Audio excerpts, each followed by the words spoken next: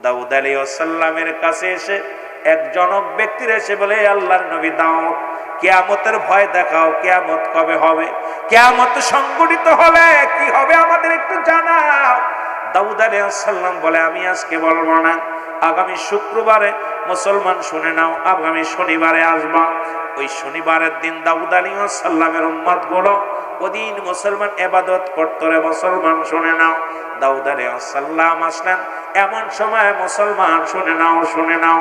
এর দাউদ আলাইহিস সালাম বলে, আগামী শনিবারে আসলে গো তোমাদেরকে আমি দেখাইব কিয়ামতের ময়দান কেমন হবে, হাসরের ময়দান কেমন হবে, হাসরের ময়দানে কেমন ভয়াবহতা হবে আমি তোমাদের জানাইয়া দিব। ও মুসলমান শুনে নাও। এরপরে একজন ব্যক্তি আসিয়া নালিশ দিলেন, আল্লাহর নবী দাউদ, ও আল্লাহর নবী দাউদ শুনে নাও, আমার একটা শখের গরু ছিল, সেই গরুটা হারায়া গেছে। এই গরুটা আমি বড় শখের গরু, স্বর্ণরূপা দিয়া তারে সাজায় রাখছি। এই গরুটা হারায়া গেছে, আমার গরুটার সন্ধানে আমি আসছি। এই গরুটা যদি খোঁজ নিতে পারো তাহলে তোমার আমি উপযুক্ত পুরস্কার দিব নবী দাউদ। দাউদ আলাইহিস সালাম বলে, ঠিক আছে, তুমি অপেক্ষায় থাকো, আসবে। মুসলমান শুনে নাও। এই গরুর সন্ধানের লোক লাগায়া দিলেন। এদিকে মুসলমান, ওই জামানায় একজন আল্লাহর পাগল, একজন আশিকে রাসূল, একজন আল্লাহ রাব্বুল আলামিনের প্রতি তার তাওয়াক্কুল ছিল। এই দুনিয়ার মধ্যে একটা সন্তান নিয়ে স্বামী তার মারা গেছে গো, সন্তানকে নিয়ে গাছতলা বাস করে, সারাদিন ভরে ইবাদত বন্দেগী করে, দিনের মধ্যে রোজা রাখে, রাত্র হলে মুসলমান তাওরাত কিতাব পড়ে, এত সুন্দর ইবাদত বন্দেগী করে, আর ওই গাছে দুইটা আনার ফল ধরে, এই ফল দুটি খায় আর রোজা রাখে আর আল্লাহর বন্দেগী করে। আমার যুবক বন্ধুরা শুনে না, কথাগুলো আসরের ময়দানের কথাগুলো বলতে যাইয়া একটু কথা আমি বলে আসি, খেয়াল করবেন যুবকেরা। এ আমার বাবারা, আমার বন্ধুরা, আমার হঠাৎ মুসলমান একদিন, ও যুবক বন্ধুরা শোনো, মাকে ডাকতে বলে, ছেলে, মাগো আর কত আনার খাবো, কারণ ভালো লাগে না এই আনারে এক জিনিস খায় জীবন যাপন করতে ভালো লাগে না, মাগো অন্য কিছু খাইতে মনে চায়। আমার আল্লাহ রাব্বুল আলামিন আনার দুইটা ছিনিয়ে নিলেন। সকালবেলা ঘুম থেকে উঠে দেখে আনার গাছে নাই। এইরকম আর একদিন, দুদিন, 3 দিন পর্যন্ত আনারা নাই। হঠাৎ 3 দিন না খেয়ে আছে, মা সন্তান দুজনে অনাহারে আছে। রব্বে কারিমের গোলাম, রব্বে কারিম ওই গরুটা পাঠা দিছে রে। গরুটাইয়া মহিলার বাড়ির সামনে দাঁড়ায় আছে। ঘুম থেকে উঠে দেখে আনার গাছের গোড়ে গরু দাঁড়ায় আছে। গরুটার জবান খুলে গেছে। গরু ডাক দে কয়, বালক, ও বালক, তোমরা অনাহারে আছো, তোমরা আমার জবাই করো, জবাই করি আমার গোশত তোমরা কাবাব বানায়া খাও। গরুর জবান যখন খুলে গেলেন, সঙ্গে সঙ্গে ছেলে দৌড়ে মাকে ডাক দিয়ে বলে, মা, ও মা, আজ 3টা দিন অনাহারে আছি, এই কারণে হয়তো আল্লাহ রাব্বুল আলামিন খুশি হইয়া আমাদের উপর রহমত দান করেছে, গরু পাঠায়া দিছে। মা কয়, বাবারে পরের জিনিস ভক্ষণ করা যাবে না। এবার কয়, মা গো, এই গরুর তো জবান খুলে গেছে, চলো যায় শুনে আসি। এবার গরুর সামনে যখন মা সন্তান গেছে, গরু জবান দিয়ে বাইর হয়ে, মা গো, তুমি আমার জবাই করে খাও, জবাই করে কাবাব বানায়া খাও। এ যুবক বন্ধুরা, আমার দিলের কান্ডা লাগা শোনো গো, ও বন্ধুগণ, আমার দিলের কান্ডা লাগা শোনো। এবার জবাই করলেন, গোশত কাবাব বানায় খাইলেন। এদিকে এক মহিলা খোঁজ করতে করতে যখন মুসলমান ওই বাড়ির মধ্যে প্রবেশ করলেন, মহিলা কয়, আমি ক্ষুধার্ত অবস্থায় আছি, আমার একটু খাবার দাও। ওনাকে গোশত খাওয়াইলেন, আর যাবার সময় একটু গোশত দিয়ে দিলেন। কয়, মা গো, তুমি একটু গোশত নিয়ে যাও, কাবাব করেছি, কিছু গোশত বেঁচে আছে, এটা তুমি নিয়ে যাও, এটা তুমি নিয়ে খাইও। আমার বন্ধুগণ, এই গোশত নিয়ে দাউদ আলাইহিস সালামের জামানায় ওই ব্যক্তির কাছে যা বললেন, হুজুর, এইলান আপনার গরুটা যে জবাই করে খেয়েছে এই গ্রামের অমুক ব্যক্তি, এই নেন তার প্রমাণ, আমি গোশত নিয়ে আইছি। সঙ্গে সঙ্গে ওনাকে দাউদ আলাইহিস সালামের কাছে বিচার চলে গেল। দাউদ আলাইহিস সালাম লোকদের তাকে ধরে আনলেন, বাড়ির মধ্যে ধরে আনলেন। বললেন, এ বাবা, তুমি যে গরুটা জবাই করলা, এই গরুটা বাবা তুমি কেমনে জবাই করলা, এটা তো তোমার গরু না। বলে হুজুর বেয়াদবি মাফ করবেন, আমরা 3 দিন অনাহারে ক্ষুধার্ত অবস্থায় পড়ে আসি, খানা খাই না বাপ, বাপ আমার মা জননী আর আমি 3 দিন অনাহারে আসি। রব্বে কারিম আনার গাছে 2টা করে আনার ধরাইতো, এই আনার 2টি খাইতাম, আমাদের ভুলের কারণে রব্বে কারিম সে আনার 2টি কেড়ে নিছে। এখন 3 দিন অনাহারে আল্লাহ রব্বুল আলামিন দয়া করে গরুটা পাঠায়া দিছে। এই গরুটার জবান খুলে বলছে আমাদেরকে জবাই করো, আমাকে জবাই করে কাবাব বানায় খাও। এরপরে আমরা জবাই করে খেয়েছি হুজুর, আমরা তো বিনা কারণে খাই নাই, বিনা অনুমতিতে খাই নাই।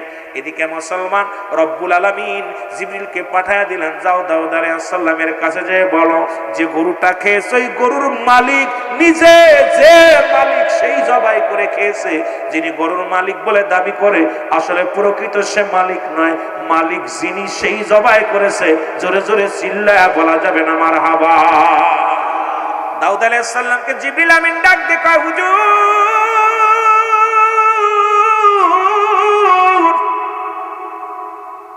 আপনি ওর জবানটা বন্ধ করা দেন, শুধু রব্বে কারিমকে হুকুম দেন ওর যেন জবান বন্ধ হয়ে যায়।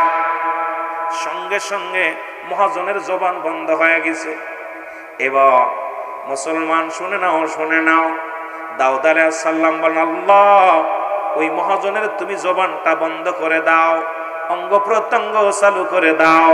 সঙ্গে সঙ্গে মুসলমান শুনে নাও, অসংখ্য ইহুদি ও অসংখ্য বনি ইসরাইলের লোকেরা রে দাউদ আলাইহিস সালামের সামনে দাঁড়ানো। দাউদ আলাইহিস সালাম ডাক দিয়ে কয় কিয়ামতের ময়দান যারা দেখতে চেয়েছিল ওই হাসরের ময়দান কেমনে বিচার করবে আমার আল্লাহ?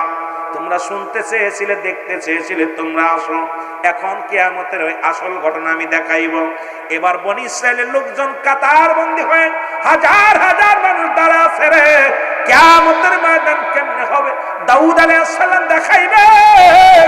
সঙ্গে সঙ্গে অঙ্গ প্রত্যঙ্গ থেকে আওয়াজ বাইর হয়ে গেল, হাত বলে, হাতের মুখ খুলে গেছে, হাতের 5টা 10টা আঙ্গুল বলতেছে দাও আল্লাহর নবী দাউদ এই গরুটা আমি এই হাত দিয়ে চুরি করেছিলাম। ওরে একদিন ষড়যন্ত্র করে ব্যবসার কাজে বাইরে ছিল, পথের মধ্যে যাইয়া এই বালকের বাবাকে মেরে ফেলেছে মহাজন, মেরে তার স্বর্ণ রূপা অলংকার যা ছিল সব ছিনিয়ে নিয়েছে।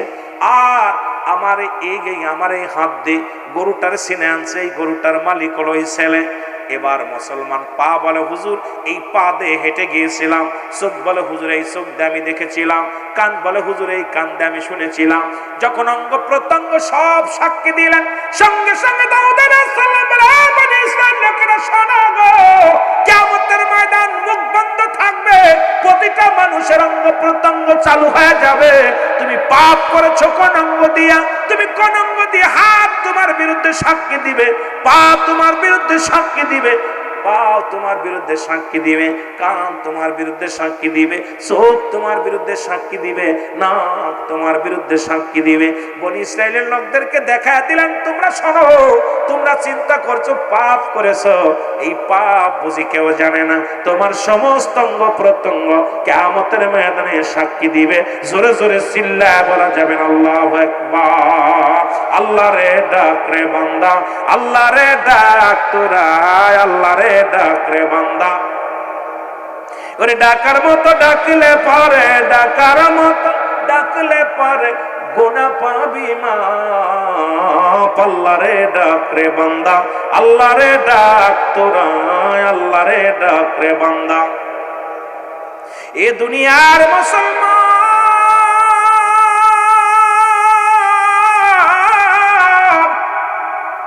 এই জন্য বললাম 3 নাম্বার বিপদ হলো কিয়ামতের ময়দান, ওই হাসরের ময়দান রে, যেদিন আপনার জাররা জাররা বিচার হবে, রব্বে কারীম জাহান্নাম জান্নাতের ফয়সালা করে দিবে। বান্দারে জাহান্নামের গায়ের উপর দিয়ে জান্নাতি সেতু হবে রে মুসলমান, চুলির চাইতে চিকুন হবে, হীরার চাইতে দার হবে। মুসলমান শুনে নাও, 70,000 বছরের রাস্তা হবে, 500,000 বছরের রাস্তা হবে। বান্দা ইমানদারগণ ফুলসিরাত পার হয়ে যাবে, বিদ্যুতের ন্যায় পার হয়ে যাবে। ইমানদারেরা দড়ির গতিতে মুসলমান পার হয়ে যাবে, সেতু পার হয়ে আল্লাহর জান্নাতে প্রবেশ করবে। মুনাফিকেরা এই দুনিয়ার মধ্যে কেটে কেটে পড়বে। আজকে মুনাফিক তো মুসলমানদের মধ্যে সাল্লাল্লাহু মিনান নাস, মানুষের মধ্যে মায়াকুলুতার বলবে আমান্না, তার ঈমান আনছে, বিল্লাহি আল্লাহর প্রতি অবিলম্ব কিরাতের প্রতি বিশ্বাস স্থাপন করছে। আমা হুম বিমুমিনিন, আল্লাহ বলে হাবিব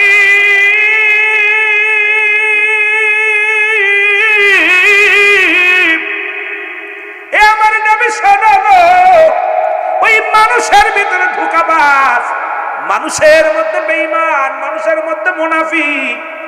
এই জন্য আল্লাহ কমিনান নাস, নাস শব্দের অর্থ মানুষ। এই মানুষের মধ্যে অসংখ্য ধোঁকাবাজ। আজকে দুনিয়ার মধ্যে আগমন করলাম, দুনিয়ার মধ্যে দুনিয়া দুনিয়া দুনিয়া দুনিয়া করে কাটায় দিলাম। ওই হাসরের ময়দান বড় কঠিন হবে রে বাবা। ওদিন কোন পিতা পুত্রের পরিচয় চলবে না, সম্পদের পরিচয় চলবে না, ক্ষমতার পরিচয় চলবে না। ওদিন চলবে শুধু ঈমানের পরিচয়, আমলের পরিচয়। রব্বি কারীম যেন সবাইকে আমল করে যাওয়ার তৌফিক দান করে, জোরে বলো না আমিন। আজকে এই জমিনের মধ্যে কত ভাই বিদায় হয়ে গেছে রে। মরণের পর দেখেছি হাত পা বেঁকা হয়ে গেছে। মরণের পর জিহ্বা ভিতরে দেওয়া যায় না, চোখ দুটি বন্ধ করা যায় না। যারা গোসল করাইছে ইমাম সাহেবরা, মুসল্লিগণ যারা গোসল করাইছে মায়েতে, দেখবেন বলবে রে ভাই, গোসল করতে যাইয়া দেখছে পায়খানা করে দিছে, প্রস্রাব করে দিছে। কত যন্ত্রণা, কত কঠিন আব্বারে। এই মরণের চিন্তা যার মধ্যে নাই, এর মতো বোকা পৃথিবীর মধ্যে আর কেউ নাই। জোরে জোরে চিল্লায়া বলা যাবে না আল্লাহু আকবার। আমার মরণ আসিবে কখন, আরো জোরে বলেন আমার মরণ। এই আমি চলে যাব, আমায় তোমরা ভুইলা যাইও না। আমি চলে যাব না, আমার মরণ আসিবে কখন কেউ তো জানি না। আমার মরণ, টাকা পয়সা দালান কোটা যাহা করেছি, সব কিছু ফেলাইয়া যাদি একাই চলেছি রে আমি। সব কিছু ফেলাইয়া যাদি একাই চলেছি। আমি যাবার কালে ভেবে দেখি আমার কেহ নাই। আমি যাবার কালে আমার মরণ আসিবে যখন কেউ তো জানি না। আমার এ দুনিয়ার মুসলমান,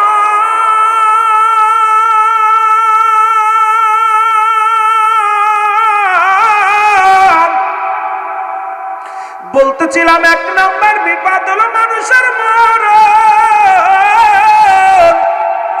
দুই নম্বর বিপদ হলো কবর। কবর বলতে বোঝায় মানুষের মৃত্যুর পর থেকে শুরু করে কিয়ামত পর্যন্ত জগৎটাকে বলা হয় কবর।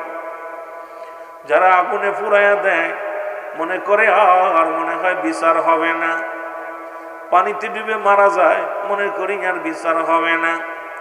এর মুসলমান কবর বলতে বোঝায় গো এই মানুষের মৃত্যুর পর থেকে শুরু করে কিয়ামত পর্যন্ত জগৎটাকে বলা হয় কবরের জগৎ। ওরে মানুষ ইন্তেকালের পরে যখন আপনারা গোসল করাইয়া কাপনায়া রে জানাজার নামাজ আদায় করে যখন ওই 3.5 হাত একটা গর্তের মধ্যে রেখে দিবে রে বাবা, সঙ্গে সঙ্গে ওই কবরের মধ্যে একজন ফেরেশতা আসবেন, তার নাম হলো নোমান ফেরেশতা। জোরে জোরে চিল্লায় বলা যাবে না আল্লাহ। আমরা জানি কবরের ভিতরে আসবে মুনকার নাকির রে। ও যুবক শোনো, মুনকার নাকির ফেরেশতা আসার আগে একজন ফেরেশতা কবরের ভিতরে আগে আসবে, যার নাম হলো নোমান ফেরেশতা। আসিয়া ডাকতে বলবে, এ আব্দুল মান্নান, আব্দুল মতিন, রুল আমিন সিদ্দিকী সাহেব, ওঠো, জলদি করে ওঠো। উঠায়া বান্দা দুটি কাগজ থাকবে মুসলমান নুমান ফেরেশতার হাতের মধ্যে, একখানা নেক আমল, একখানা বদ আমল। ডাক দে বলে বান্দা ওঠো, সঙ্গে সঙ্গে বান্দা উঠবে, কিন্তু অনুভব করতে পারবে না কোন দিকে ডান, কোন দিকে বাম, কোন দিকে উপর, কোন দিকে নিচে রে বান্দা। এই জ্ঞান তার ভিতরে দেওয়া হবে না। যেমন স্বপ্নের মধ্যে দেখেন পুলিশে দাবড়ায়, সাপে কামড়ায়, মানুষে মারে, কত কিছু স্বপ্নের মধ্যে দেখেন, যেমন দৌড়ায়া দৌড়াইতেছেন, পথ পান না। ওই জগৎটা ঠিক এইরকম শুরু হয়ে যাবে রে বান্দা। এই বান্দা কুঠায়াতের মধ্যে একটা কাগজ দিবে রে বান্দা, লেখো, কারণ যার যার আমল নামা তার লেখা লাগবে। আমরা মনে করি মুসলমানের দুজন কারামান কাতিবিন আপনার আমল নামা লিখে রাখছে, এইটা বুঝি আপনার মুসলমান গচ্ছিত রাখছে না রে বাজান, না। যার যার আমল নামা তার লেখা লাগবে মুসলমান। এই যে দুটো লিখে রাখছে আপনার কফিটা দিবে হাতের মধ্যে, বান্দাই নাও। 80 বছর 50 বছর তুমি কাটাইলা, কি কি করলা নিজ হাতে লিখে দাও। ওদিন বলা যাবে না আমি টিপসই দিব, ওদিন বলা যাবে না আমি অশিক্ষিত লিখতে জানি না। ওদিন আপনার জবান দিয়া রে বান্দা না শব্দ বলার সুযোগ আসবে না। ভালো কাগজটা হাতের মধ্যে নিয়ে বলবে বান্দা লেখো। দেখবে রে কত তো নামাজ পড়েছিলাম, কত জায়গা দান ধ্যান করেছিলাম, কত মসজিদে দান করেছিলাম, মাদ্রাসায় দান করেছিলাম, মাহফিলে দান করেছিলাম। দুনিয়ার মধ্যে রে যুবক ভালো ভালো কর্ম করেছিলাম, নামাজ আদায় করেছিলাম, কোরআন তেলাওয়াত করেছিলাম, সৎ পথে আহ্বান করেছিলাম। বান্দা তখন এই হাতের মধ্যে নিয়ে অত্যন্ত খুশি হয়ে বলবে বান্দা, আরে আনন্দ পাবে। বান্দার বলবে ফেরেশতারা রে, আরে সুন্দর আমলগুলো আমার সামনে আনছো, লিখে দাও, তাড়াতাড়ি লিখে দাও। বলে আমি লিখবো কেমনে, আমার কাছে তো কলম নাই।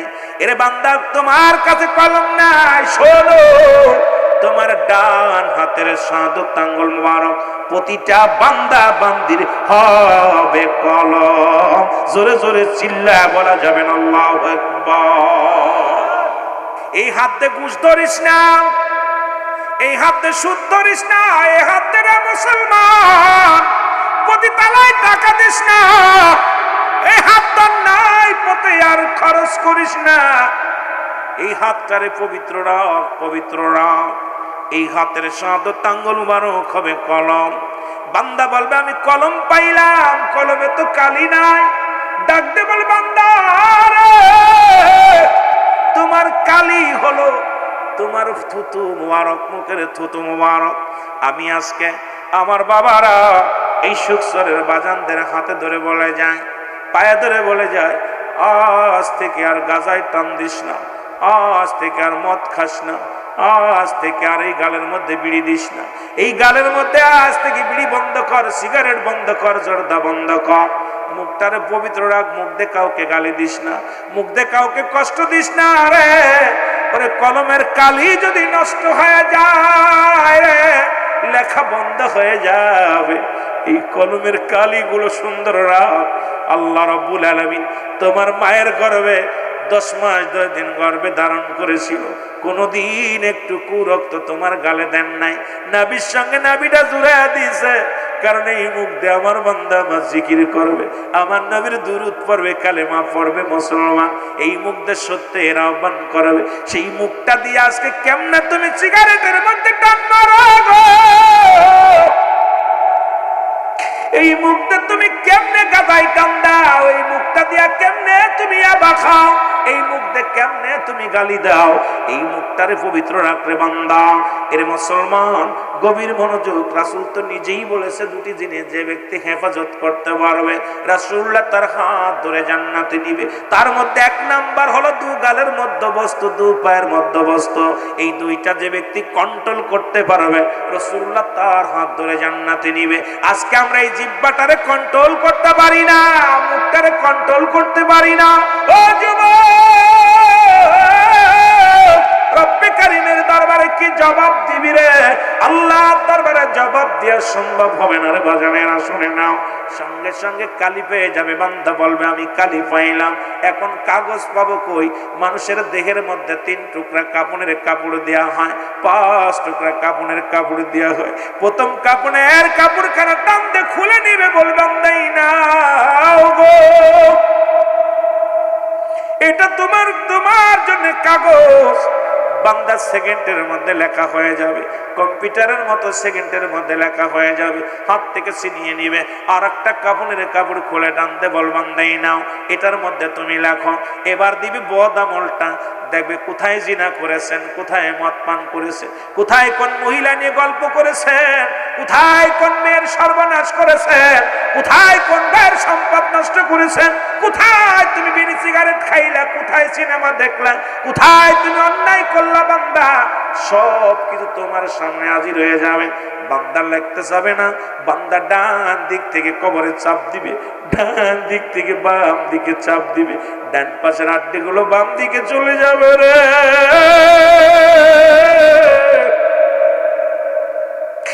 বাম দিক থেকে চাপ দিবে, ডান দিকে আড্ডিগুলো চলে যাবে। বান্দা কবরে আযাব হবে, কবরে আযাব আমি আপনি বুঝতে পারি না। যদি কবরে আযাব যদি বিশ্বাস না হয়, আমি আমার মাওলানা ভাইকে সাক্ষী রেখে বলে গেলাম, কবরে আযাব যদি বিশ্বাস না হয়, আগামীকাল আপনার আব্বা মার কবরের পাশে একটা গরু বানবেন, ছাগল বানবেন, বাদিয়া সুন্দর খাবার দিবেন, খাবার দিয়ে আড়ালে দাঁড়ায় থাকবেন। দেখবেন ওই গরুটা রশি ছিঁড়াছিঁড়ি করবে, ওই ছাগলটা রশি ছিঁড়াছিঁড়ি করবে, টালুমালু তাকাইবে, চোখের পানিগুলো ছেড়ে দিবে।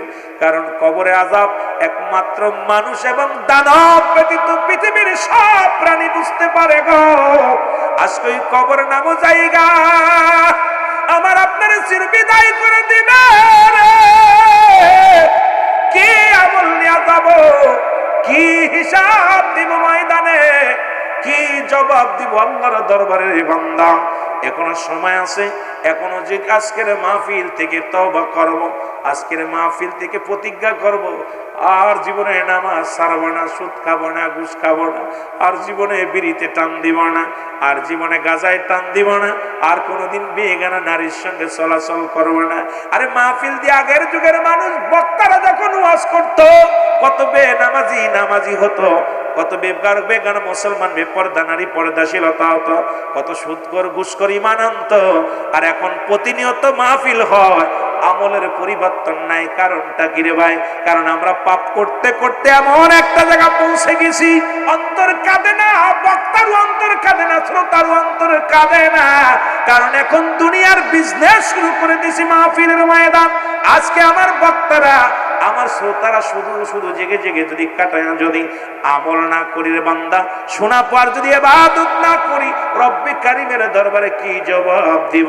আমি আপনাদেরকে বলে যাই বাবা, এক একটা হাতুর দিয়া চাপ দিবে, এ বান্দা কত জোরে চিৎকার মারবে রে। ওই নমান ফেরেশতার ওই আসল যখন লেখার সময় বান্দা যে কাকুতি মিনতি করে এত জোরে জোরে একটা চিৎকার দিবে, এই চিৎকার যদি দুনিয়ার মানুষ শুনতো, দুনিয়ার মানুষগুলো সব হাত পেল করে মারা যেত। এই দুনিয়ার ওই মেয়েদের, আপনার আব্বার, আপনার মার, আপনার বোনের, আপনার ভাই, ওই লাশখানার সাথে যে ব্যবহারটা হইব গো, ওইটা যদি আপনি জানতেন, দুনিয়ার মধ্যে স্ট্রোক করে মারা যেতেন। কারণ আমার আপনার আপনজন যারা শুয়ে আছে সবাই তো দুয়ার ভিখারি। কারণ মানুষ যখন মারা যায়, সন্তান তার 7টা হক তাকে দুনিয়ার মধ্যে, এই 7টা হকের 1 নাম্বার হলো, নবীজি বলছে 7টা হক আদায় করতে হয়। তার মধ্যে 1 নাম্বার তাদের জন্য মুসলমান মাগফিরাত কামনা করতে হয়, 2 নাম্বার তাদের জন্য সবর রেশানি করতে হয় গো আমার যুবক বন্ধুরা। তারা যার পৃথিবীর মধ্যে, এই পৃথিবীর মধ্যে বাবা মা যদি ওসিয়াত করে যায় তা পুরা করতে হয়। মুসলমান 4 নাম্বার হলো মা বাবার ঋণ পরিশোধ করতে হয়। মুসলমান শুনে নাও 5 নাম্বার, 6 নাম্বার হলো, এ মুসলমান শুনে নাও তার আত্মীয় স্বজনের সঙ্গে ভালো ব্যবহার করতে হয়। 7 নাম্বার হলো তার সময় করে আব্বা মার কবরটা জিয়ারত করতে হয়। রাসূল বলছে 7টা হক প্রতিটা সন্তানের কাছে বাবা মার পায়। এই 7টা হক গুলো আজকে আমরা কেউ যাই না আব্বা মার কবরের পাশে রে। শুয়ে আছে রে, ওই কবরে কোনো সকাল আর বিকেল নাই, সকাল আর বিকেল নাই, রাত আর দিন না, ওই যে শুরু আছে রে, শেষ হবে কিয়ামতের আগে। আল্লাহ, ওই কবর হবে জীবনের শেষ ঘাটি। আল্লাহ আল্লাহ, ও আমার আল্লাহ, ওই কবরে যাওয়ার আগে আমাদের জীবনের গুনাহগুলো তুমি মাফ করে দিও। জোরে জোরে চিল্লায়া বলা যাবে না আল্লাহু আকবার। এ দুনিয়ার যুবক বন্ধুরা শুনে নাও গো, যে কথাগুলো আমি বলি লক্ষ্য করে শোনেন। যার যার আমল নামা যদি নিজ হাতে লেখা লাগে রে, যদি পরীক্ষায় যদি পাস করতে হয়, পড়ালেখা লাগে, ওই হাসরের ময়দানে যদি নেকি নিয়ে উঠতে হয় রে বান্দা, কবরটা যদি ভালো করতে হয়, এই দুনিয়ার মধ্যে ইবাদতের দরকার। জোরে বলেন ঠিক কিনা? ও যুবক, এবার মুসলমান নুমান ফেরেশতা দুটি কাগজ, নেকির পাল্লা যদি ভারী হয় এটা থাকবে উপরে লটকায় দিবে, যদি বদির পাল্লা বেশি হয় এটা লটকায় দিবে উপরে রে বন্ধ। ডাক দিয়ে বলবে গুড বাই, বিদায় বিদায় বিদায়। একটু পরে তোমার কবরের ভিতরে আসবে মানকার নেকির ফেরেশতা, সল জবের ফেরেশতা আসবে, দেখবে তোমার আমল নামাগুলো। ও বান্দা শুনে নাও, বিদায় বলে বান্দারে 80 বছর 50 বছরের হায়াত পাইয়া বান্দা কত পাপ তুমি নিয়ে আসছো কবরে, কত অন্যায় নিয়ে আসছো কবরের বান্দা। এরে বান্দা, একটু পরেই তোমার ফয়সালা হবে। নমান ফেরেশতা বিদায়ের পরে চলে আসবে কবরে মানকার নেকির ফেরেশতা। মানুষ বলে 40 কদম। যখন বান্দা বান্দি যখন মায়াতকে শোয়াইয়া আপন জনেরা 40 কদম চলে যায়, সঙ্গে সঙ্গে মানকার নেকির ফেরেশতা কবরে আসে। এরে বান্দারে, গভীর মনোযোগ, ওই কবরের একটা দিনের কথা চিন্তা করো গো।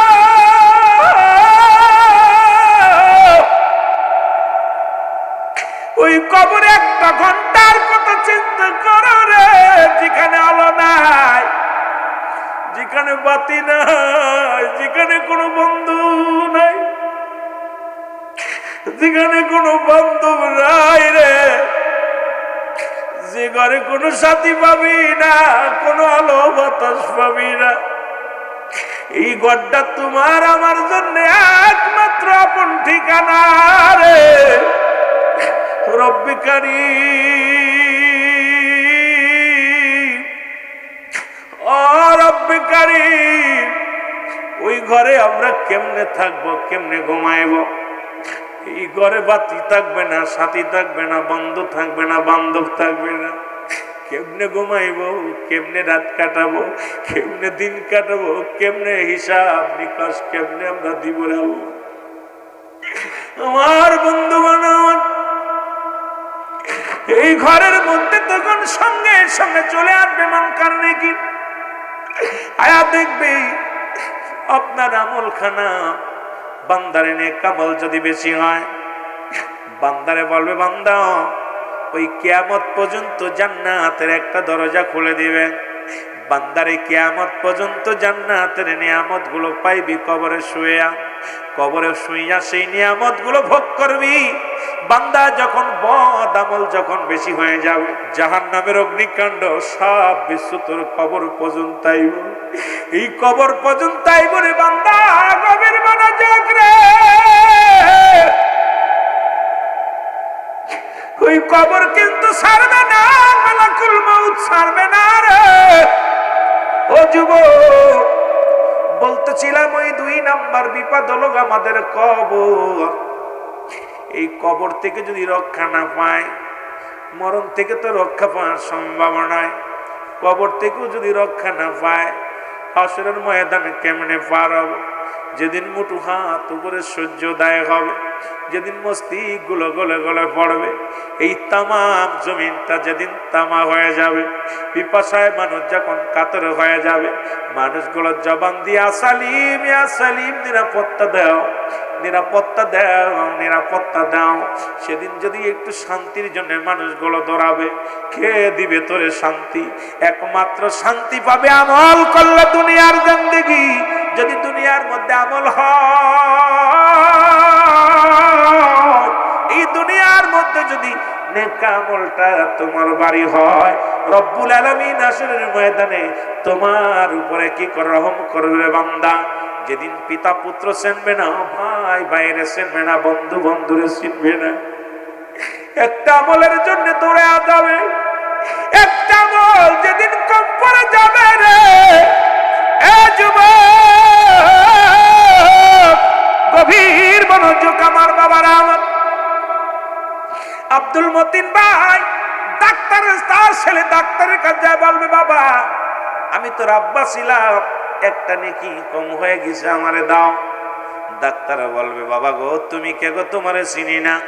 বিবিরে বলবে, বিবিরে একটা নেকি আমারে দাও। বিবি বলবে, আমি তোমারে চিনি না। ও আমার যুবক বন্ধুরা শুনে নাও, বোনকে বলবে, বোন একটা নেকি দাও। বোন বলবে, চিনি না। বন্ধুরে বলবে, বন্ধু একটা নেকি দাও, একটা নেকি দাও। কেউ দিবে না, কেউ তোমারে চিনবে না।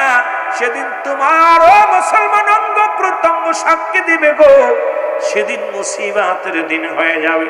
ও আমার বাজানেরা, হয় দিনে মৃত্যু হয়, না হয় রাতে মৃত্যু হয়। বান্দারে দিন শুরু করেছে, 2 রাকাত সুন্নাত নামাজ তুমি যখন আদায় করলা, সঙ্গে সঙ্গে তুমি নবীজির প্রেমিক হয়ে গেলা। নামাজ নাই, নবীর সাথে সম্পর্ক নাই। নামাজ পড়ছো, নবীর সাথে সম্পর্ক আদায় হয়ে গেছে। এবার 2 রাকাত ফরজ নামাজ আদায় করলা, সঙ্গে সঙ্গে তুমি আমার রব্বে করিমের গোলাম হয়ে গেলে।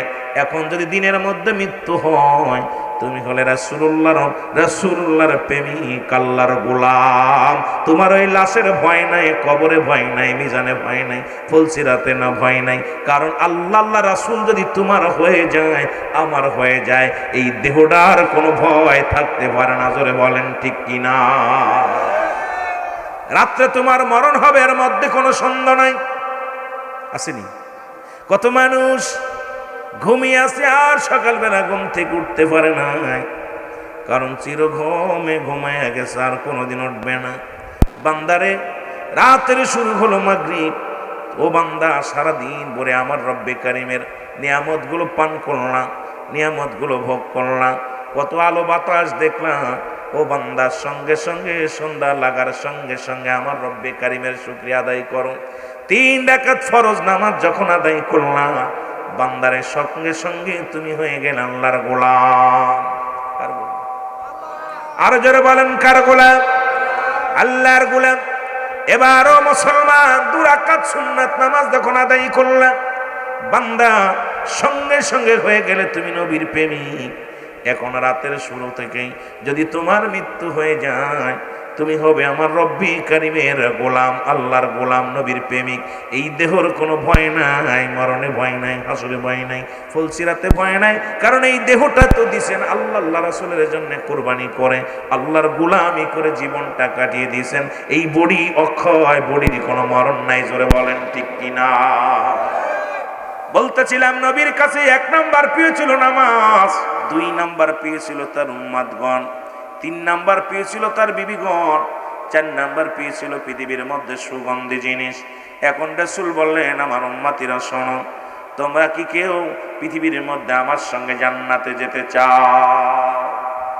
রাসূল বললেন, তোমরা কেউ কি আমার সাথে জান্নাতে যেতে চাও? সাহাবীরা বলে, হুজুর কে বা না চায়? আমি এখন আপনাদেরকে জিগাই, রাসূলুল্লাহর সঙ্গে কে কে জান্নাতে যেতে চান? একটু হাত তুলে দেখান, কে কে যেতে চান?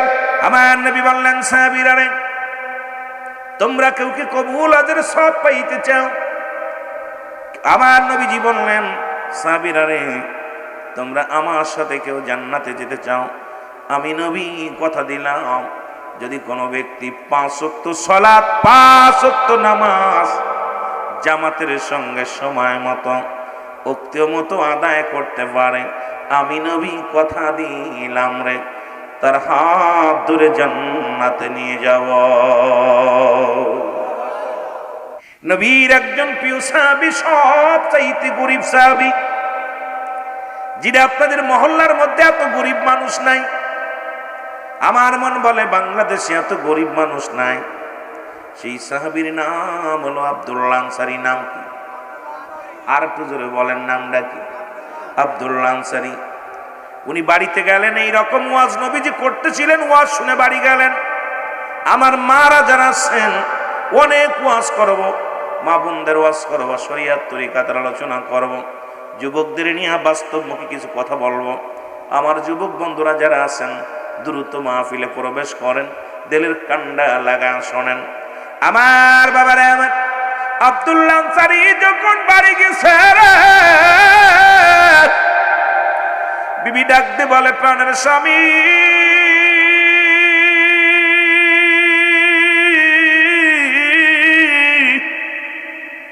আমার রাসূলুল্লাহ কি ওয়াজ করছে আমার বলেন। আব্দুল্লাহ আনসারী ডাকতে বলে, বিবি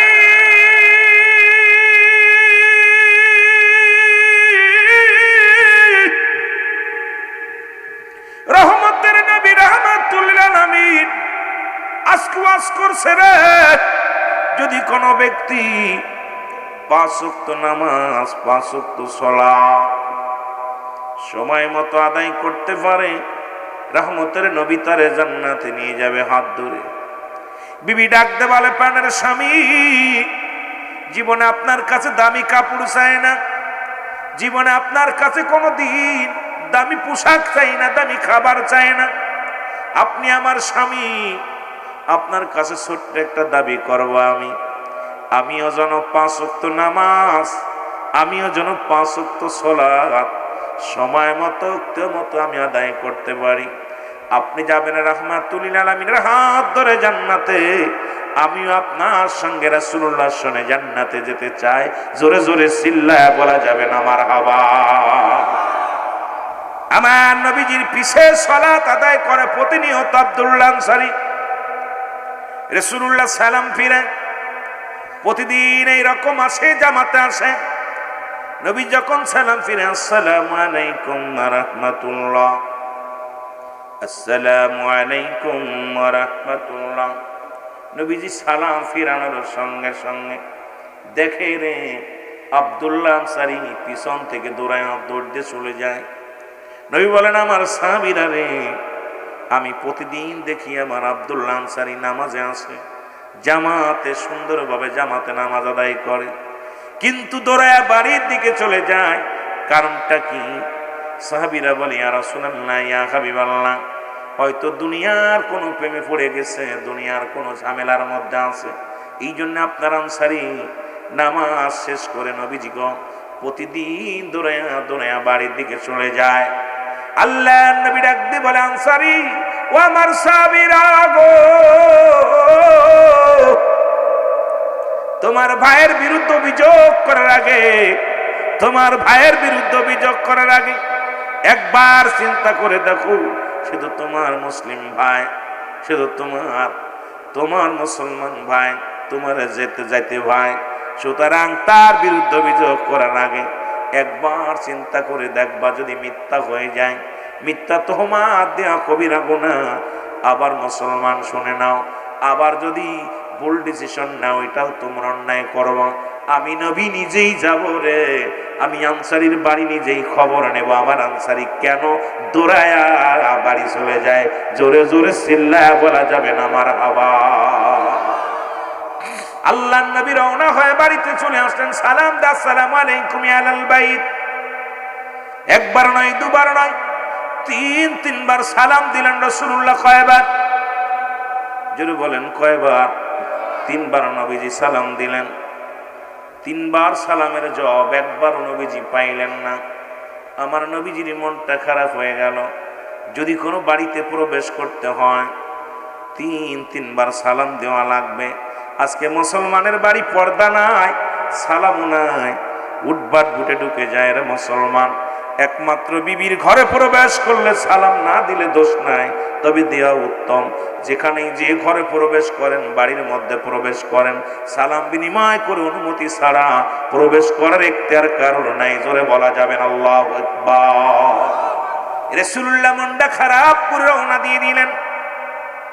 আমার নবীর পিছন থেকে সালামের উত্তর আসে, ওয়ালাইকুম আসসালাম ইয়া রাসূলুল্লাহ, ওয়ালাইকুম আসসালাম ইয়া হাবিবাল্লাহ, ওয়ালাইকুম আসসালাম ইয়া রাহমাতাল লিল আলামিন। নবীজি বলে, আনসারী রে, তুমি তিনবার সালাম তোমাকে দিয়েছিলাম, তুমি সালামের উত্তর দিলা 3 বার, তার মানে আর বুঝতে বাকি নাই তুমি সালাম শুনেছিলে কিন্তু উত্তর দাও না। আনসারী বলে, ইয়া রাসূলুল্লাহ, ইয়া হাবিবাল্লাহ, আমি কেন সালামের জবাব দিই নাই রে?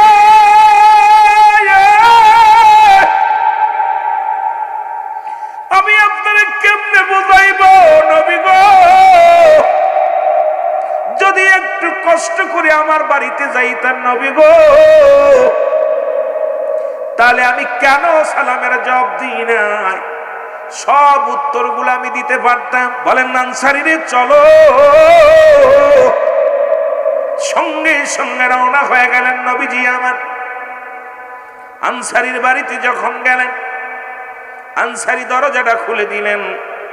সঙ্গে সঙ্গে দেখতে পাইলেন ভিতরে বিশাল একটা গর্ত খোঁড়া।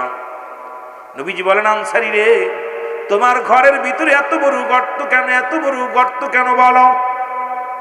বলে, ইয়া রাসূলুল্লাহ, ইয়া হাবিবাল্লাহ, যখন আপনি আমাকে সালাম দিয়েছিলেন তখন আমি আনসারী এই গর্তের মধ্যে উলঙ্গ অবস্থায় বসেছিলাম, গায়ের মধ্যে কোনো পোশাক ছিল না, এই কারণে আপনার সালামের জবাব আমি নিতে পারি নাই। আল্লাহর নবী বলেন, আনসারী কি বলতে চাও? বলে, ইয়া রাসূলুল্লাহ, ইয়া হাবিবাল্লাহ, আপনি যেদিন বলেছিলেন কোন ব্যক্তি যখন 5 ওয়াক্ত সালাত, 5 ওয়াক্ত নামাজ জামাতের সঙ্গে আদায় করবেন, সময় মতো আদায় করবে, আপনি তার হাত ধরে জান্নাতে নিবেন। ইয়া রাসূলুল্লাহ, ইয়া হাবিবাল্লাহ, এই ওয়াজটা আমি বাড়ি এসে আমার বিবিরে জানাই। আমার বিবি আমার হাতটা ধরে বলে, স্বামী রে, আপনি আমল করে জান্নাতে যাবেন, আমাকে লয়ে যাবেন। আমাদের স্বামী স্ত্রী মিলে মাত্র একটা কাপড়। ইয়া রাসূলুল্লাহ, ইয়া হাবিবাল্লাহ, নবী গো, যখন মসজিদে আজান পড়ে যায়, আমার বিবি উলঙ্গ অবস্থায় গর্তের মধ্যে বয়া থাকে। আমি নামাজ শেষ করে বাড়িতে আসি, আমি যখন গর্তের মধ্যে প্রবেশ করি, কাপড়টা খুলে দিই, আমার বিবি এই কাপড়টা পরে নামাজে দাঁড়ায় যায়। ইয়া রাসূলুল্লাহ, ইয়া হাবিবাল্লাহ, যখন আপনি আমারে সালাম দিয়েছিলেন তখন আমার বিবি নামাজগত অবস্থায় ছিল, আর আমি কাপড়বিহীন ওই গর্তের মধ্যে বসেছিলাম। আল্লাহর নবী চোখের পানি ছেড়ে ডাকতে বলে, আনসারী রে, আয় রে,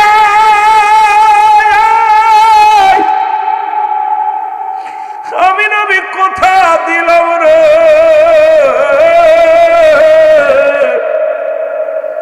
আমি নবী কথা দিলাম রে, ইয়াউমাল কিয়ামতের ময়দানের আনসারী, তোমরা স্বামী স্ত্রী এক কাপড়ে নামাজ আদায় করেছো, আমি নবী ওয়াদা করলাম ইয়াউমাল কিয়ামতের ময়দানে আমি তোমাদের হাত ধরে জান্নাতে নিয়ে যাব।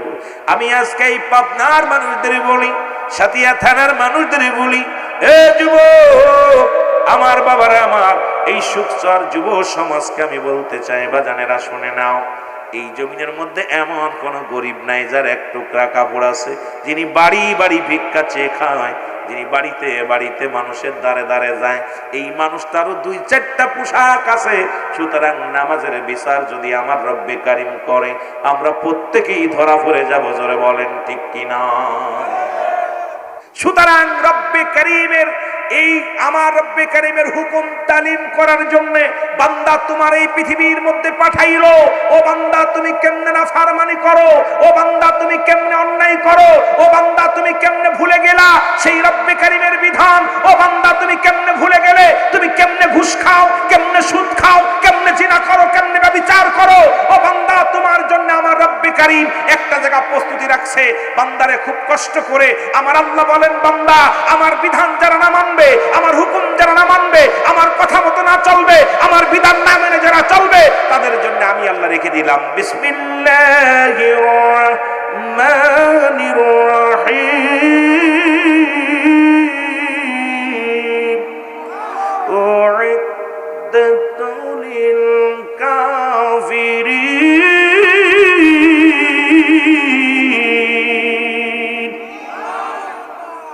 অস্বীকারী মুনাফিকদের জন্য আমি আল্লাহ প্রস্তুতি করে রাখছি 7টা জাহান্নাম। জাহান্নামে 3 শ্রেণী আলেম যাবে বিনা হিসেবে।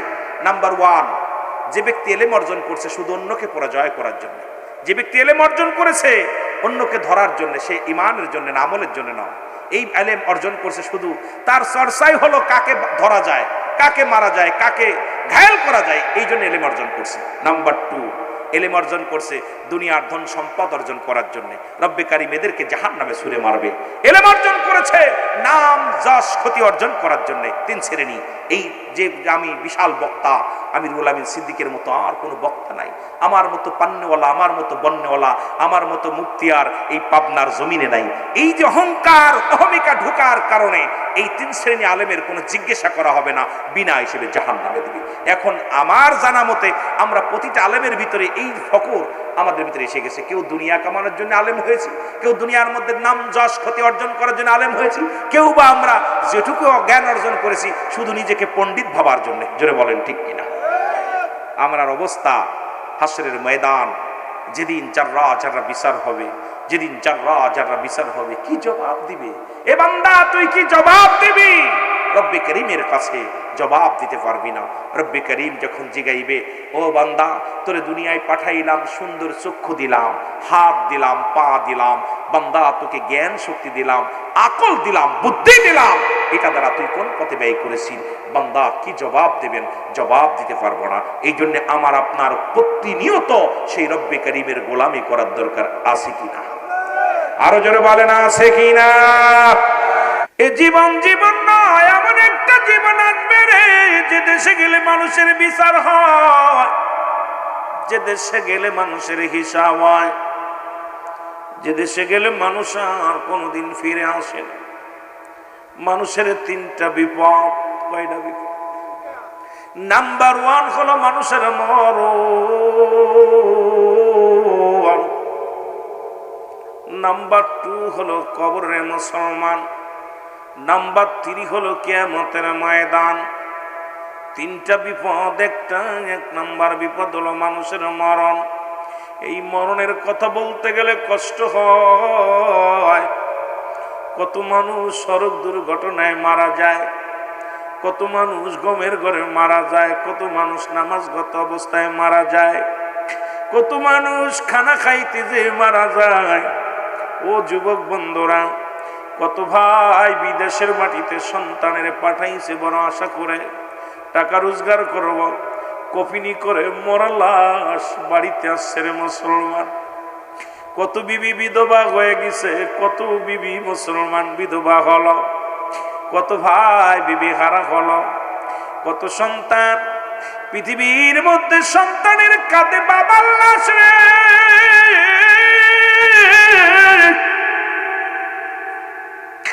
বাবার কাঁধে সন্তানের লাশ, সন্তানের কাঁধে বাবার লাশ। পৃথিবীর মধ্যে আসার একটা সিরিয়াল আছে, যাওয়ার কোনো সিরিয়াল নাই। দেখা যায় দাদার কাঁধে নাতির লাশ, নাতির কাঁধে দাদার লাশ, বাবার কাঁধে সন্তানের লাশ, সন্তানের কাঁধে বাবার লাশ। ও যুবক, পৃথিবীর মধ্যে বাবার লাশটা যে গ্রহণ করেছে, যে যুবক মা বাবার লাশ কাঁধে করে যে ওই গরস্থানে নামাইল, এই ব্যক্তি জানে রে পৃথিবীর মধ্যে আব্বা মার লাশটা কত ভারী। ও আমার বাজানেরা, যে ব্যক্তি ওই যে সন্তানের লাশ যে কাঁধে করে নামাইল, এই বাবা জানে পৃথিবীর মধ্যে সন্তানের লাশ কত ভারী। এই পৃথিবীর মানুষেরা রে, ও যুবক বন্ধুরা শুনে নাও, ওই বাবা মা জানে তোমারে হারানো বেদনা, ওই বাবা সন্তান জানে বাপ মা হারা বেদনা। পৃথিবীর মধ্যে এক নাম্বার হলো মরণ। এই মরণের কথা বলতে যাইয়া আল্লামা মুফতি আমজাদ আলী সাহেব একটা কিতাব লিখলেন। কিতাবের নাম বাহারে শরিয়াত। এই কিতাবের মধ্যে লিখতে যা বললেন, দুনিয়ার মানুষ শোনো, মানুষ যখন সাধারণ মৃত্যুবরণ করে 70টা তাজা উটের গায়ের চামড়া জবাই না করিয়া উল্টো দিকে টান দিয়া লবণের মরিচ লাগা দিলে যতটুক যন্ত্রণা হয়,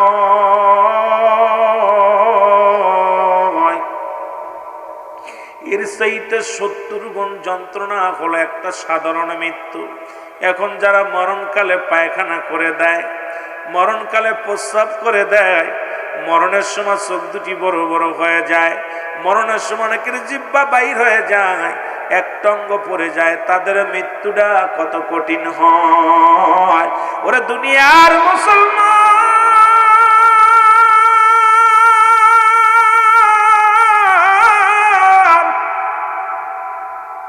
কত মানুষের গোসল করাইলাম, কত মানুষের দাপন করাইলাম, কত ভাইয়ের কাপন পরাইলাম, কত ভাইয়ের জানাজা পড়লাম।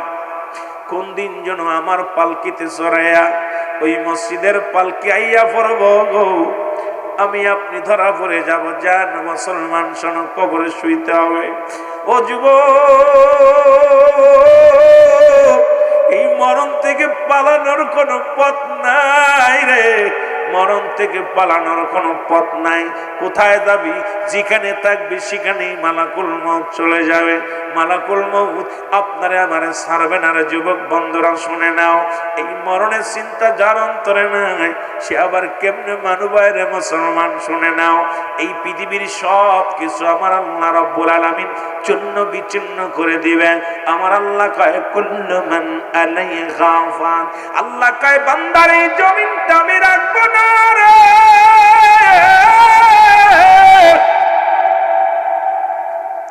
এই জমিনের মধ্যে যত মাটি আছে রে, সব মাটিগুলো আমি আল্লাহ পুড়ে আত্মা বানায়া দিব। এই জমিনের কত মানুষে ঠগাইলা, কত মানুষকে ফাঁকি দিলা, কত মানুষ তোমার জন্য চোখের পানি ফেলছে, কত মানুষ গভীর অন্ধকারে মুসলমান শুনে নাও অজার নয়নে বালিশ ভিজাইছে কেঁদে কেঁদে তোমার অত্যাচারের বান্দা। আমার আল্লাহ কয় বান্দারে, এই জমিনটা আমি রাখবো না, এই জমিনটা আমি চূর্ণ বিচূর্ণ করে দিব। এই জমিনের মধ্যে যত মাটি আছে সমস্ত মাটিগুলো আমি আল্লাহ পুড়ায়া তামা বানায়া দিব। এই জমিনের মধ্যে যত পানি আছে সব পানিগুলো পুড়ে আসাই বানায়া দিব। যেদিন কিচ্ছু বলতে কিচ্ছু থাকবে না, সেদিন থাকবে শুধু আমার রব্বে কারীম, আমার আল্লাহ। আল্লাহ থাকবে আমার নবীজির ভালোবাসা নিয়ে। আমি আজকে আপনাদের ও যুবক, এই মুসলমান সুখসরের জমিনের ভাইদের বলে যায়, এই জন্য কার জন্য তুমি সুদ খাও, কার জন্য তুমি ঘুষ খাও, কার জন্য জিনা করো, কার জন্য ব্যভিচার করো, কার জন্য তুমি অন্যায় করো, কার জন্য এত মস্তানি করো, কার জন্য সিয়ারের জন্য ফালাফালি করো। আরে মুসলমান, এই পৃথিবীর সব কিছু চূর্ণ বিচ্ছিন্ন করে দিবে আমার আল্লাহ। এ দুনিয়ার মুসলমান,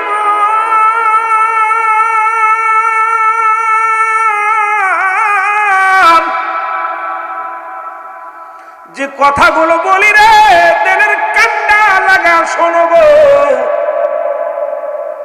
কত রাজা, কত বাদশা, কত টাকাওয়ালা, কত বাড়িওয়ালা এই দুনিয়ার মধ্যে আসলো আর চলে গেল, থাকার জায়গা নাই, চিরদিন থাকার সম্ভাবনা নাই। পৃথিবীর মধ্যে রব্বে কারীম 4 জনকে প্রতাপশালী বাদশা বানায়া দিয়েছিল। মুসলমানদের মধ্যে 2 জন, কাফেরদের মধ্যে 2 জন। মুসলমানদের মধ্যে 2 জন, একজনের নাম হলো মুসলমান পয়গম্বর সুলাইমান। রব্বে কারীম তার পৃথিবীর মধ্যে বিশাল ক্ষমতার বাহাদুরি দান করেছিল।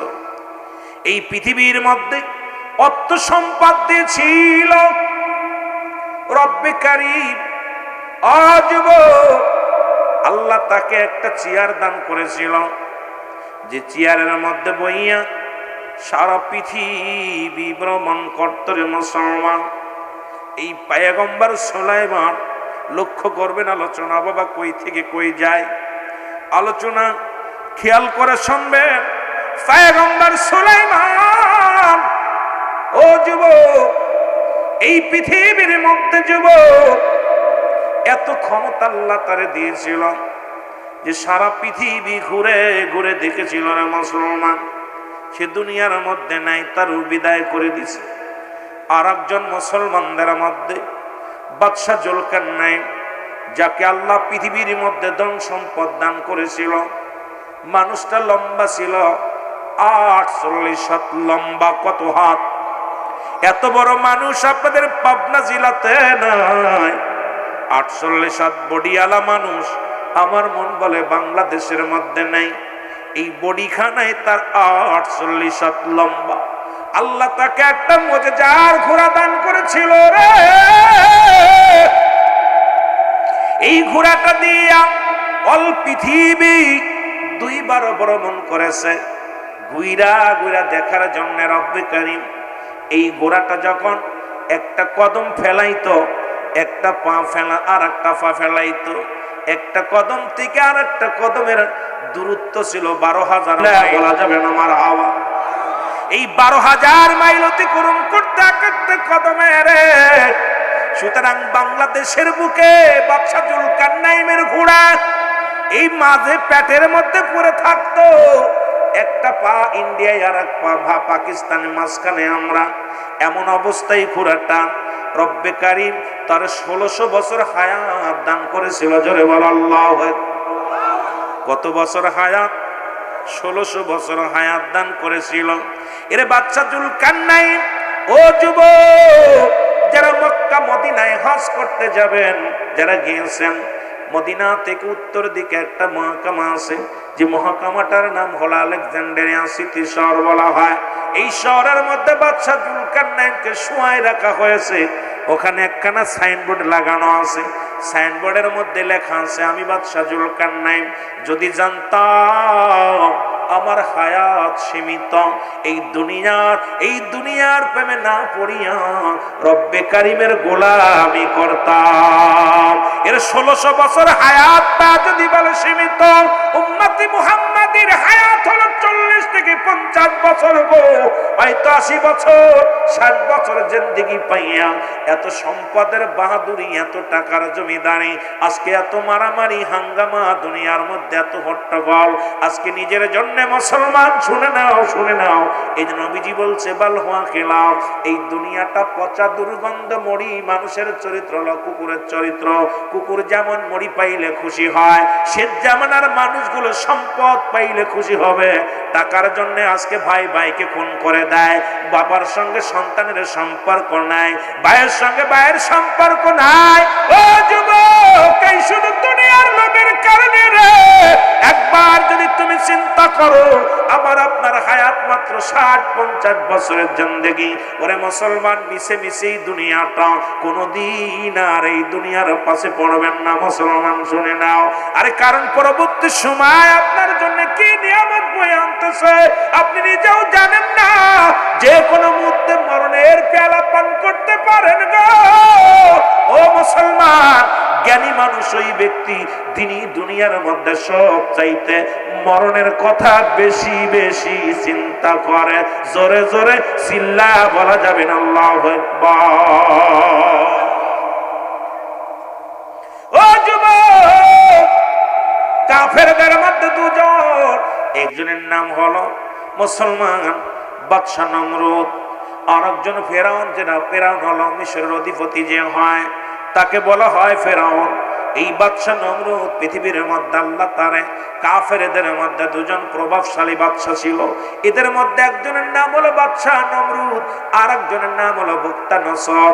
এই পৃথিবীর মধ্যে রব্বে কারীম তাদেরকেও ধন সম্পদের মালিক বানায়া দিয়েছিল, লম্বা হায়াত দান করেছিল, কিন্তু তারা নাফরমানি করেছিল।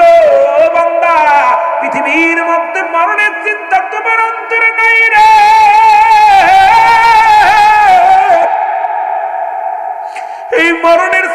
যদি তোমার অন্তরে আসতো, কোনদিন কাউকে ঠগাইতে পারতা না, কোনদিন কাউকে ধোঁকা দিতে পারতা না, কোনদিন জিনা ব্যভিচার করতে পারতা না, কোনদিন তুমি অন্যায় পথে পা বাড়াইতে পারতা না। কারণ তোমার ভিতরে, অন্তরের ভিতরে তোমার মরণের চিন্তা নাই। এই মরণের চিন্তা নাই ও বাজার, কেন তোমাদের ভিতরে চিন্তা হয় না?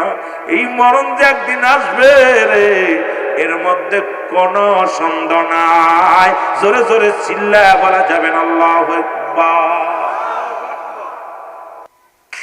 ঈসা ইবনে মরিয়ম, ও আমার মারা যারা শোনো, শোনে না, মরিয়ম আলাইহিস সালামের কাছে আজরাইল আলাইহিস সালাম আগমন করলেন। সালাম দা, আসসালামু আলাইকুম মরিয়ম। মরিয়ম ওয়ালাইকুম আসসালাম। তোমারে তো এর আগে কোনোদিন দেখি না এত বড় দানব। আর আজরাইল কত বড় দানব, আসমানে থাকে মাথা, জমিনে থাকে পা।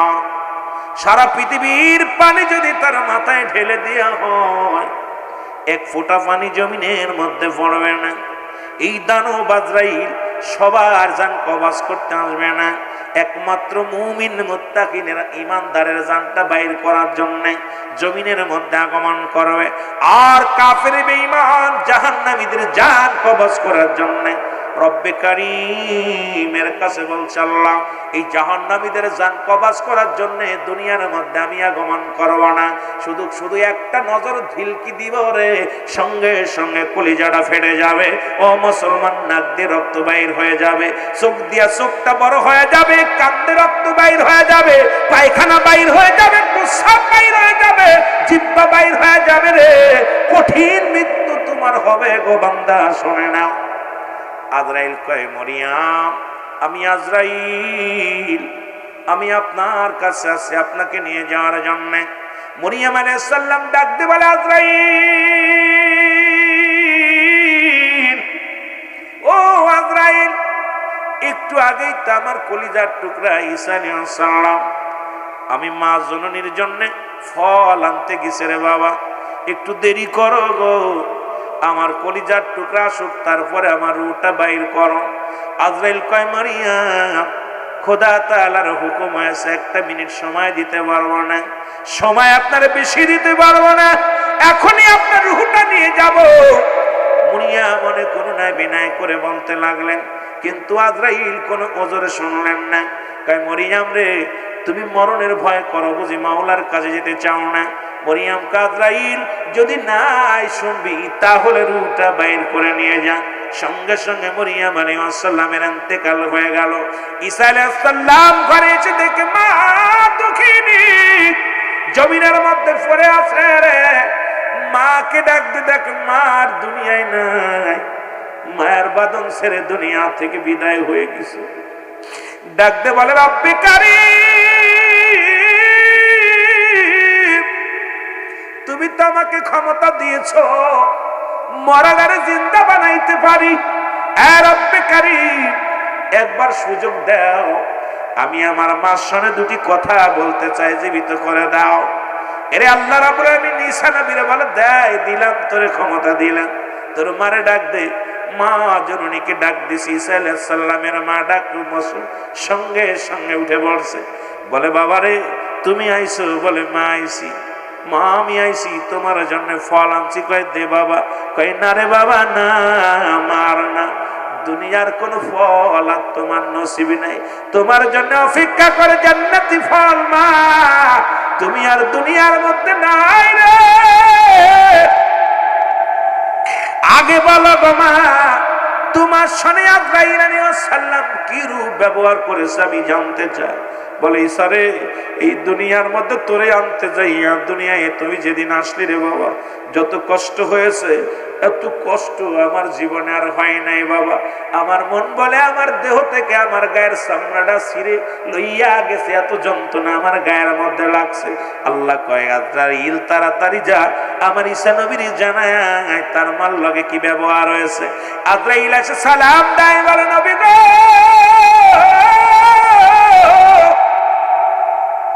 ও মায়ের নবী গো, আমি আপনার মায়ের রূহটা কেমনে বাইর করেছি শোনেন। পৃথিবীর মধ্যে সন্তান যেমন মার বুকে দুধ খাইতে খাইতে সন্তান যেমনি ঘুমায়া যায়, কারণ ইমানদারের মরণ হয় কেমনে শুনে নাও। আটা গোলায় খামির বানায়, এর ভিতরে যদি একটা চুল পড়ে রে বাবা, টান্দে যেমন বাইর করলো না সে বাইর হয়ে যায়, ইমানদারের রুটা ঠিক তেমনি বাইর হয়। সেই যন্ত্রণা যদি এত হয়, তাহলে কঠিন যন্ত্রণা, কঠিন মৃত্যুটা কত কঠিন হয়। ও যুবক, ও যুবক, ডাকতে বলি ঈসা নবীর বাড়ি আল্লাহ রাব্বুল আলামিন আজরাইল বলে, নবী ঈসা আপনার মা শুধু মাথার উপরে হাত খানে রেখেছিলাম, রুটা বাইর করেছি গোয়াছে। ঈসা নবীর মা কয়, বাবারে ঈসা রে, এই মৃত্যু যদি এত কঠিন হয়, কঠিন মৃত্যুটা কত কঠিন হয়। আজকে এই জমিনের মধ্যে কত ভাই বিদায় হয়ে গেছে রে, মরণের পর দেখেছি হাত পা বেঁকা হয়ে গেছে, মরণের পর জিহ্বা ভিতরে দেওয়া যায় না, চোখ দুটি বন্ধ করা যায় না।